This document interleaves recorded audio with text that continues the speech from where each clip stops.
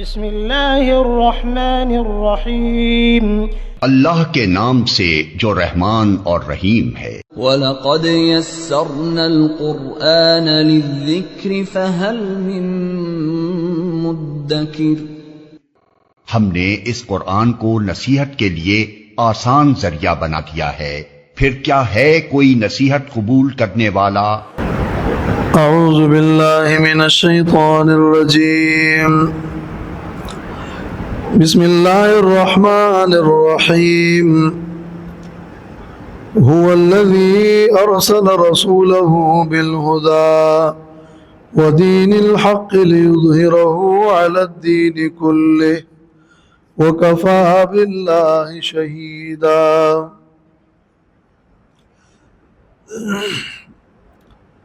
یہ سورۃ الفتح کی آیت نمبر 28 ہے۔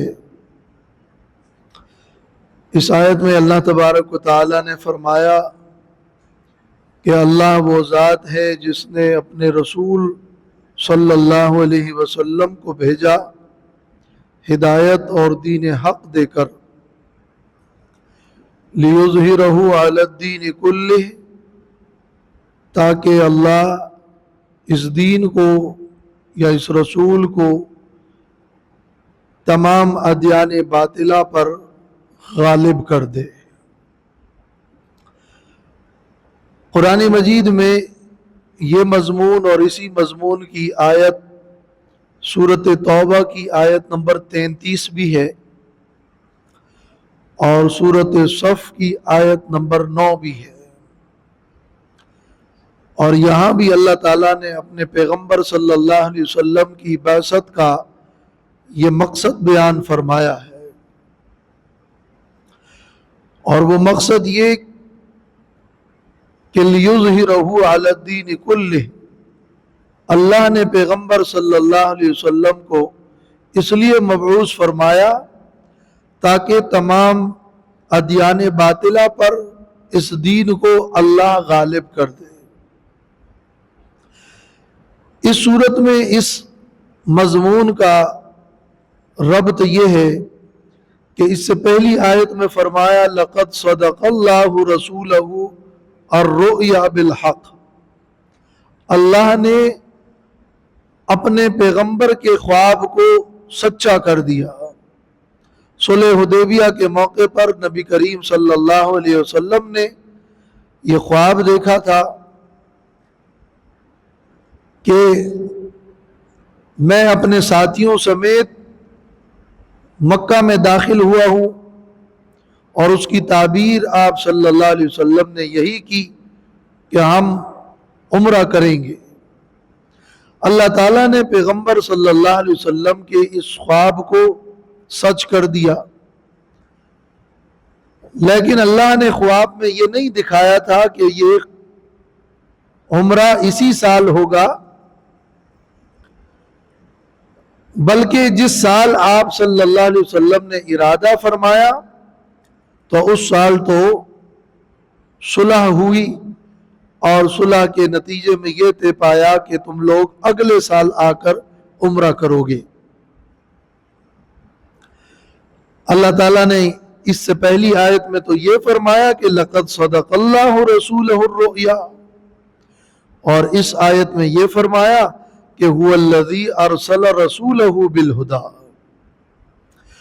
اللہ نے رسول صلی اللہ علیہ وسلم کی بعثت ہدایت اور دین حق کے ساتھ کی ہے۔ یہ کیسے ہو سکتا ہے کہ آپ کو بھیجا ہدایت کے لیے ہو اور آپ کا خواب سچا نہ ہو؟ تو خواب کی سچائی سے بالہدیٰ کا بڑا تعلق ہے۔ دوم اس آیت کا ربط یہ ہے کہ صلح حدیبیہ کے نتیجے میں تم یہ خیال مت کرو کہ ہم مغلوب ہوئے، بلکہ اس صلح کے نتیجے میں وہ برکتیں تمہیں ملے گی کہ جس کے نتیجے میں تم غالب ہوگے، اس لیے کہ اللہ نے اپنے پیغمبر کو تو غلبے کے لیے بھیجا ہے۔ تو صلح حدیبیہ کے واقعے سے اس آیت کا تعلق بالہدیٰ کے لفظ سے بھی ہے، اور لیظہرہ علی الدین کلہ کے لفظ سے بھی ہے۔ یہ خواب سچ ہوگا اس لیے کہ آپ ہدایت پر ہیں، اور یہ صلح مفید ہے، مغلوبیت نہیں ہے، بلکہ یہ غالب ہونے کا ذریعہ ہے۔ هو الذی، اللہ وہ ذات ہے، ارسل رسولہ، جس نے بھیجا اپنے رسول کو، بالہدا، ہدایت کے ساتھ، ودین الحق، اور دین حق کے ساتھ۔ ہدایت قرآن ہے اور دین حق اللہ کے نازل شدہ احکام ہے، یا ہدایت اصول دین ہے اور دین الحق فروع دین ہے۔ حق دین، حق اللہ کا نام بھی ہے، تو دین الحق یعنی دین اللہ، حق دین دے کر اللہ نے اپنے رسول کو بھیجا ہے، یعنی اللہ کا دین۔ اور حق بمقابلے باطل کے بھی آتا ہے، دین حق کے ساتھ اپنے رسول کو بھیجا ہے۔ یہ دین، دین اسلام حق دین ہے، باطل نہیں ہے۔ لِيُظْهِرَهُ عَلَى الدِّينِ كُلِّهِ، تاکہ غالب کر دے اللہ۔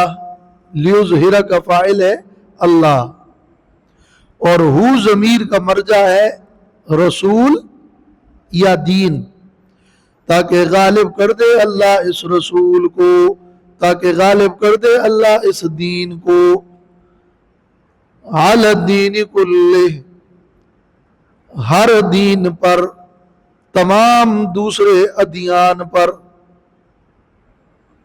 یہ آیت اس بارے میں کتنی صریح اور واضح ہے کہ اسلام دین حق اور رسول اللہ صلی اللہ علیہ وسلم کا دین وہ غلبہ چاہتا ہے۔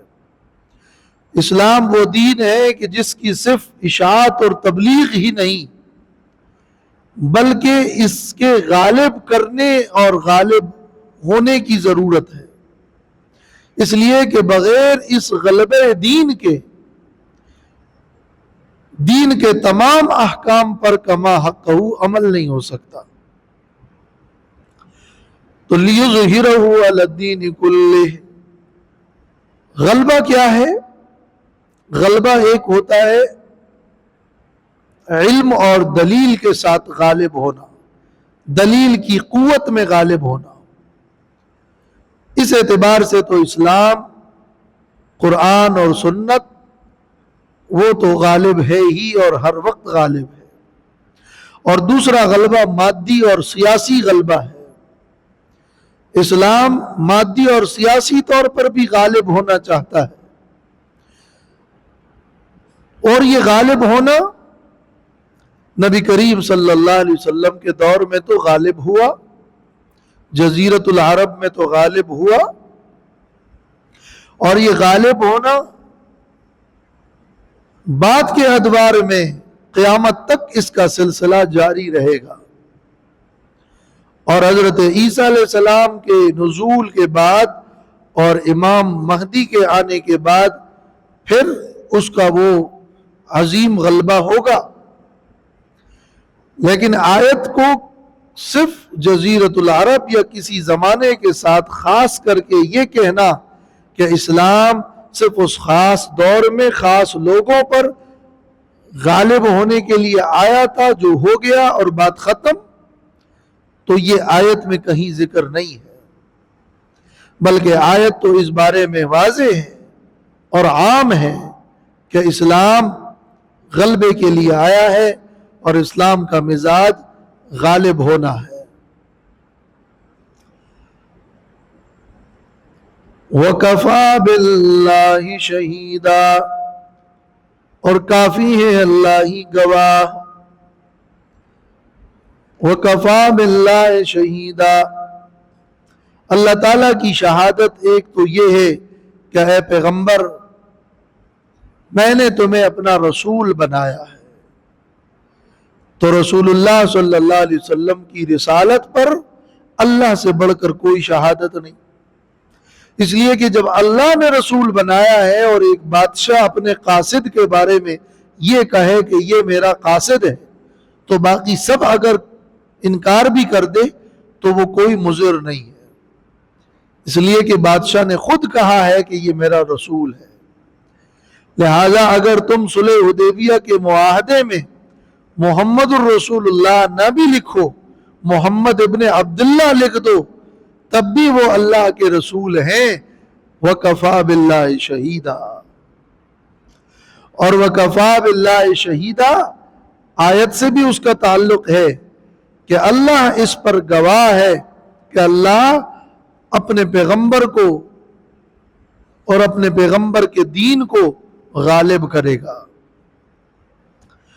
یہ غلب دین والی بات تفسیر ابن جریر میں امام ابن جریر طبری نے بھی لکھا ہے کہ اس آیت کا معنی ہے لِيُعْلِيَهُ عَلَى سَائِرِ الْأَدْيَانِ كُلِّهَا، اور تفسیر قرطبی میں بھی ہے لِيُعْلِي دِينَهُ عَلَى سَائِرِ الْأَدْيَانِ، اللہ اپنے دین کو، اپنے رسول کو تمام ادیان پر غالب کرنا چاہتا ہے.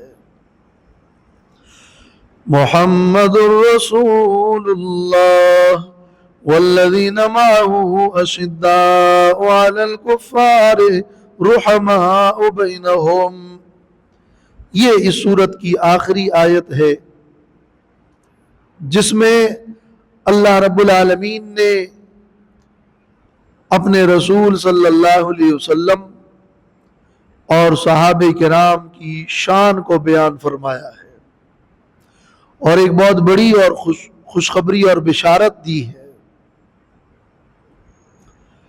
اللہ تعالیٰ نے اس آیت میں بڑی تفصیل سے بیان فرمایا ہے کہ محمد صلی اللہ علیہ وسلم اللہ کے رسول ہیں،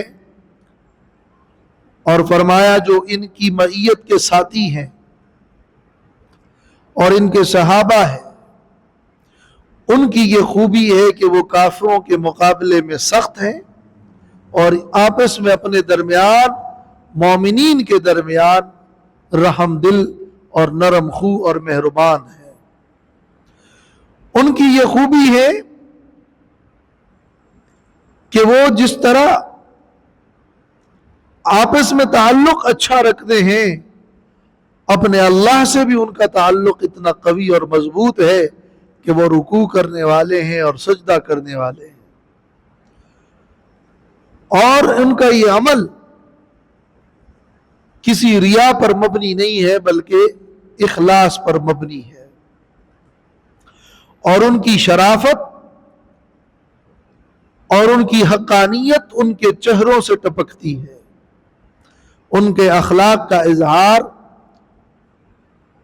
اور اس کے انوارات ان کے چہروں میں محسوس ہوتے ہیں. تو فرمایا محمد الرسول اللہ، محمد صلی اللہ علیہ وسلم اللہ کے رسول ہیں. یہ جملہ اس صورت میں کیوں ہے اس کی وجہ میں نے بتا دی کہ صلح حدیبیہ میں آپ صلی اللہ علیہ وسلم نے جب لکھا کہ محمد الرسول اللہ یہ لکھوایا تو کافروں نے کہا کہ نہیں، ہم تو رسول اللہ نہیں مانتے، یہ جملہ ہٹا دو. آپ نے حضرت علی سے کہا کہ امحو رسول اللہ، رسول اللہ کے لفظ کو مٹا دو. یہ انتہائی اشتعال انگیز تھا لیکن اللہ کا حکم تھا. تو پھر آپ صلی اللہ علیہ وسلم نے خود ہی وہ لفظ مٹا دیا. تو اللہ تعالیٰ نے اس صورت میں جب اس فتح اور صلح کا تذکرہ فرمایا تو خود ہی فرمایا کہ محمد الرسول اللہ، اور کفا باللہ شہیدہ کے لفظ کے ساتھ اور جملے کے ساتھ اس کو متصل لے کر آئے. والذین معہ، اور وہ صحابہ، وہ لوگ، معہ جو اس پیغمبر کی معیت میں، اس پیغمبر کے ساتھ ہیں.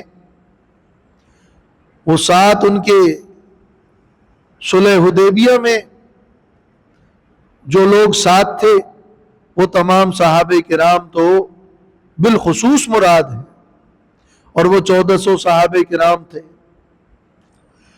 اور معہو کے لفظ کے عموم میں کہ جو بھی آپ کی معیت میں آپ کے صحابہ ہیں، ان جمیع صحابہ کی یہ خوبی بیان ہوئی ہے کہ اشداء علی الکفار، یہ صحابہ کافروں پر بڑے سخت ہیں، کافروں کے مقابلے میں۔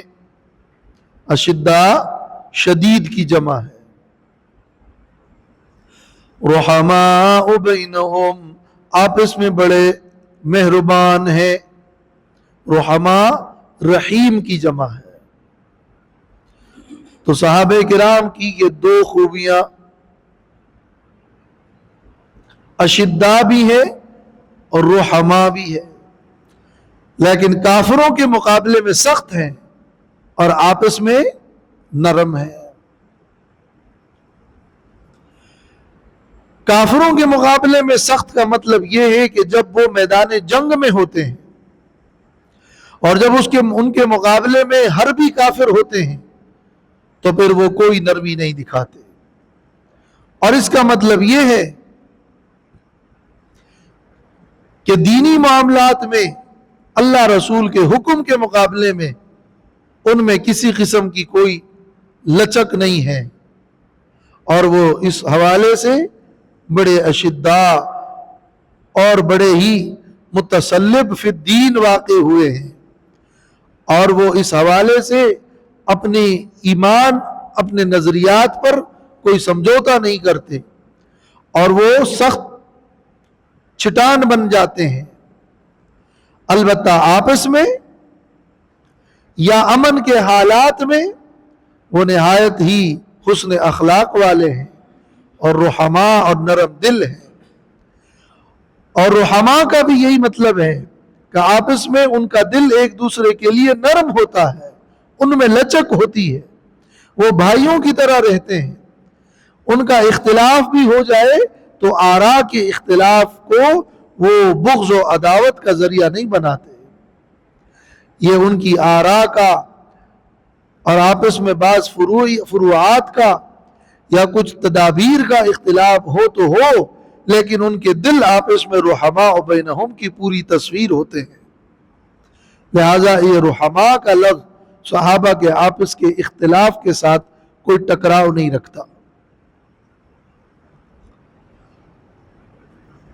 تراہم رکعا سجدا یبتغون فضلا من اللہ ورضوانا، آپ دیکھیں گے ان کو رکعاً رکوع کرنے والے، سجداً سجدہ کرنے والے، یعنی وہ نماز پڑھنے والے ہوں گے، اللہ تعالیٰ سے ان کا تعلق مضبوط ہوگا۔ ایک طرف وہ مجاہدین ہیں اور ایک طرف وہ شہسوار ہیں اور دن کے فرسان ہیں، لیکن دوسری طرف وہ رکعاً اور سجداً اور عبادت گزار اور راتوں کے عبادت کرنے والے اور نمازی اور تعلق باللہ میں بھی بڑے مضبوط ہیں۔ یبتغون فضلا من اللہ ورضوانا، وہ طلب کرتے ہیں اللہ کے فضل کو اور اللہ کی رضامندی کو۔ ان کے یہ اعمال، ان کی یہ عبادت اور نمازیں، اس میں مقصد دکھاوا اور ریاکاری نہیں ہے، بلکہ وہ اللہ کے فضل کے متلاشی ہے کہ اللہ کی طرف سے انہیں اجر ملے۔ مگر یہ اجر ملنا اپنا حق نہیں جانتے، بلکہ اس اجر کو اللہ کا فضل سمجھتے، اس لیے اجرن کے بجائے فضلن کہا۔ اور فضلن سے مراد وسعت رزق اور جنت ہے، اور اس سے بھی بڑھ کر ورضوانا، وہ اللہ کی رضامندی کے طلبگار ہیں۔ ورضوان من اللہ اکبر، اللہ کی رضامندی تو اور بہت بڑی شے ہے۔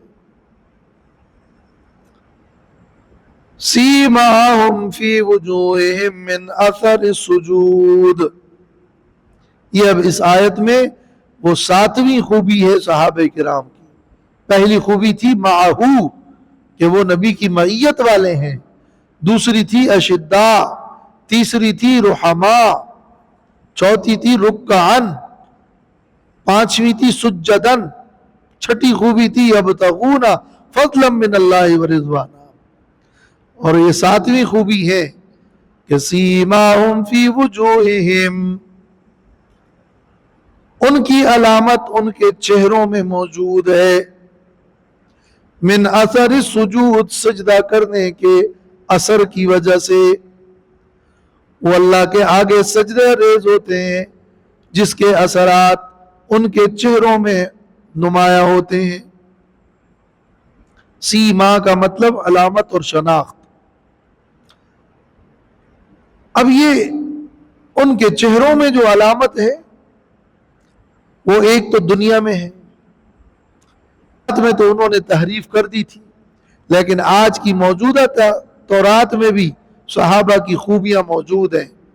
چنانچہ کہتے ہیں کہ کتاب استثناء میں آج بھی موجود ہیں کہ فاران ہی کے پہاڑ سے وہ جلوگر ہوا 10,000 قدوسیوں کے ساتھ آیا.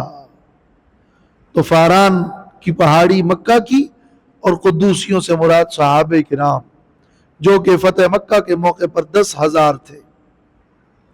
بعد میں اب 10,000 کو انہوں نے مٹا مٹا کے لاکھوں کے لفظ میں تبدیل کر دیا ہے. تو ذالک مثلہم فی التوراۃ، تورات میں صحابہ کرام کی خوبیاں بیان ہوئی ہے. ومثلہم فی الانجیل، اور ان کی مثال، ان کی صفت، مثل صفت کو بھی کہتے ہیں اور مثال کو بھی کہتے ہیں، ان کا وصف، ان کی صفت بیان ہوئی ہے انجیل میں. وہ صفت یہ ہے کہ صحابہ کی مثال ایسی ہے کزرع اخرج شطأہ، جیسے ایک کھیتی ہو، اخرج شطأہ، جو اپنی کومپل نکالے، اپنی سوئی نکال دے، فآزرہ، پھر وہ اس کو مضبوط کر دے اور قوی کر دے. شطأ کہتے ہیں ابتدائی سوئی اور کومپل جو کسی پودے کا بیچ سے نکلے. اور فآزرہ موازرت، آزر یوازر موازرتن، اس کا معنی ہے معاونت، ایک دوسرے کی مدد کرنا. تو وہ ذرا اس کومپل کو اور اس سوئی کو مضبوط کر دے، اس کی معاونت کر کے اس کو مضبوط کر دے. فاستغلظ، پھر وہ موٹا ہو جائے، صار غلیظا، فاستغلظ یعنی غلیظ اور موٹا ہو جائے. فاستوى على سوقه، پھر وہ کومپل کھڑی ہو جائے اور وہ فصل کھڑی ہو، على سوقه، اپنی تھنے پنڈلی پر اور اپنے تھنے پر. سوق یہ بھی ساق کی جمع ہے. یعجب الزراع، خوش کر دے وہ کاشتکار کو، کاشت کرنے والے خوش ہو جائیں. زراع بھی جمع ہے. تو صحابہ کرام کی اور اسلام کی اور دین کی مثال ایسی ہے کہ جیسے ابتدائی کومپل نکلے اور وہ پھر مزید مضبوط ہو کر بڑا ہو جائے اور یہاں تک کہ قوی ہو کر تناور درخت بن جائے. تو اسلام کا عروج بھی یک لخت نہیں ہوا، یک لخت نہیں ہوگا، بلکہ اس میں بھی اسی قسم کی ایک تدریج ہے. ابتدا میں اسلام ایک دو لوگوں سے شروع ہوگا اور پھر رفتہ رفتہ کر کے یہ ایک تناور درخت بن جائے گا. اور صحابہ کرام میں ابتدا میں کچھ لوگ ایمان لائیں گے. پہلے حضرت ابو بکر ایمان لائے گا، پھر حضرت عمر سے قوت ملے گی، پھر حضرت عثمان سے قوت ملے گی، حضرت علی سے مزید قوت مل جائے گی. تو یہ صفت اور یہ خوبی تو تمام صحابہ کی ہے جیسے کہ جمہور کی رائے ہے، لیکن بعض علماء نے اس انداز میں بھی تشریح اور تفسیر بیان فرمائی ہے کہ اخرج شطأہ، پیغمبر صلی اللہ علیہ وسلم پر ایمان لانے والے سب سے پہلے شطأہ وہ حضرت ابو بکر تھے، فآزرہ وہ حضرت عمر تھے، فاستغلظ وہ حضرت عثمان تھے، فاستوى وہ حضرت علی تھے۔ تو یہ ایک اچھی حسن ترتیب ہے، اور بعض نے اس سے بھی آگے جا کر صحابہ کی صفات پچھلی آیات میں یوں بیان کی ہے کہ جو پچھلی آیتیں گزری ہے اس میں ہی والذین معہ میں حضرت ابو بکر جن کی معیت ساتھ رہی، ان اللہ معنا، اور اشداء علی الکفار حضرت عمر، اور رحماء بینہم حضرت عثمان، اور آگے تراہم رکعا سجدا حضرت علی، اور پھر یبتغون فضلا من اللہ ورضوانا تمام صحابہ اور عشرہ مبشرہ باقی۔ تو اس آیت میں بھی اور اس آیت میں بھی یہ صحابہ کرام کے فضائل کی ایک ترتیب ہے، لیکن ان صفات کے اعتبار سے جمیع صحابہ اور خاص کر صلح حدیبیہ والے صحابہ اور اصحاب بدر اور پھر خلفائے راشدین اور عشرہ مبشرہ، وہ سب ان کے فضائل ان آیات میں بیان ہوئے ہیں۔ تو یہ انجیل میں اللہ تعالیٰ نے یہ مثال بیان فرمائی ہے، اور آج کی انجیل میں بھی یہ صفت موجود ہے کہ جس میں ہے کہ وہ رائی کے دانے کی مانند ہے کہ جب زمین میں بویا جاتا ہے تو زمین کے سب بیچوں سے چھوٹا ہے، مگر جب بویا گیا تو اگ کر سب ترکاریوں سے بڑا ہو جاتا ہے، اور ایسا درخت ہو جاتا ہے کہ ہوا کے پرندے آ کر اس کی ڈالیوں پر بسیرا کرتے ہیں۔ یہ آج کی انجیل میں ہے۔ تو وہ اللہ نے جو فرمایا کہ وہ مثلهم فی الانجیل، وہ اس میں بھی موجود ہے۔ لِيَغِيظَ بِهِمُ الْكُفَّارِ، تاکہ غصہ کر دے، جلا دیں اس کے ذریعے سے کافروں کو۔ کس کے ذریعے؟ جب اسلام کی شان شوکت ہوگی، انما کثرہم وقواہم لیغیظ، تفسیر زاد المسیر، ان کو اللہ نے جو بڑھا دیا اور قوت دی تو کافر لوگوں کو غصہ ہوا۔ اسلام کی شان شوکت سے کفار غصہ ہوتے ہیں، صحابہ کی فضیلت اور مرتبے سے اور ان کے اوصاف حمیدہ سے کفار غصہ ہوتے ہیں۔ اس لیے امام مالک رحمۃ اللہ علیہ سے یہاں مفسرین نے نقل کیا ہے کہ اس آیت میں معلوم ہوتا ہے کہ جو صحابہ سے بغض رکھتے ہیں ان کو اللہ نے کفار کہا، لیغیظ بہم الکفار۔ ان صفات والے صحابہ سے بغض اور غصہ رکھنے والے تو کفار ہیں۔ یہ آیت ہے کہ جس میں صحابہ کے ساتھ بغض رکھنے والوں کو کفار کہا ہے۔ وعد اللہ الذین آمنوا وعملوا الصالحات منہم مغفرۃ واجر عظیما، وعدہ کیا ہے اللہ نے ایمان والوں سے اور ان لوگوں سے جنہوں نے نیک عمل کیا، ان میں سے مغفرتاً بخشش کا، واجر عظیما اور بہت بڑے اجر کا۔ اس میں اللہ نے ایمان والوں سے اور عمل صالح والوں سے مغفرت اور اجر کا وعدہ کیا۔ اس آیت میں ایک لفظ ہے منہم۔ اس منہم سے بعض لوگوں نے یہ استدلال کیا ہے کہ ایمان والے اور عمل صالح والوں میں سے بعض سے، تو صحابہ سے بعض سے اللہ نے مغفرت اور اجر کا وعدہ کیا ہے، سب سے یہ وعدہ نہیں ہے، لہٰذا سب صحابہ جنتی ہے یہ درست نہیں ہے۔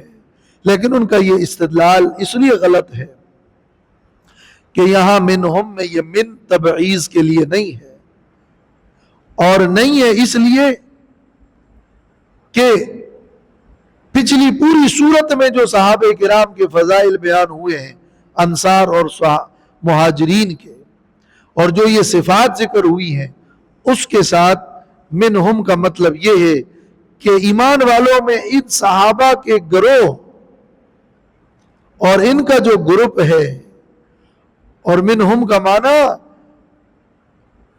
یہ من بیانیہ کہلاتا ہے کہ وہ ایمان اور عمل صالح والے جو یہ لوگ ہیں، جو اس جنس کے لوگ ہیں، ان کے ساتھ وعدہ ہے مغفرت اور اجر عظیم کا۔ جیسے قرآن مجید میں ہے کہ فَاجْتَنِبُوا الرِّجْسَ مِنَ الْأَوْثَانِ، بتوں کی گندگی سے بچو۔ تو من الاوثان کا معنی یہ نہیں ہے کہ بتوں میں سے بعض گندے ہیں اس سے بچو اور بعض وہ ہیں جو صحیح ہیں۔ اس لیے تفسیر ابن کثیر میں یہاں ہے کہ منہم من ہذہ لبیان الجنس، یہ من یہاں بیان جنس کے لیے ہے۔ تفسیر زاد المسیر میں ہے من جنس الصحابہ، تو یہاں یہ استدلال منہم سے کرنا یہ ٹیڑے ذہن کی نشانی ہے کہ وہ سیاق سباق سے اس کو ہٹا کر ایک مفہوم بیان کرتے ہیں۔ وعد اللہ الذین آمنوا وعملوا الصالحات، وعدہ کیا اللہ نے ان لوگوں سے جو ایمان لائے اور جنہوں نے نیک عمل کیا، منہم ان صحابہ کے جنس میں سے، مغفرتوں و اجر عظیما، بخشش کا اور ایک بہت بڑے اجر کا۔ وآخر دعوانا الحمدللہ۔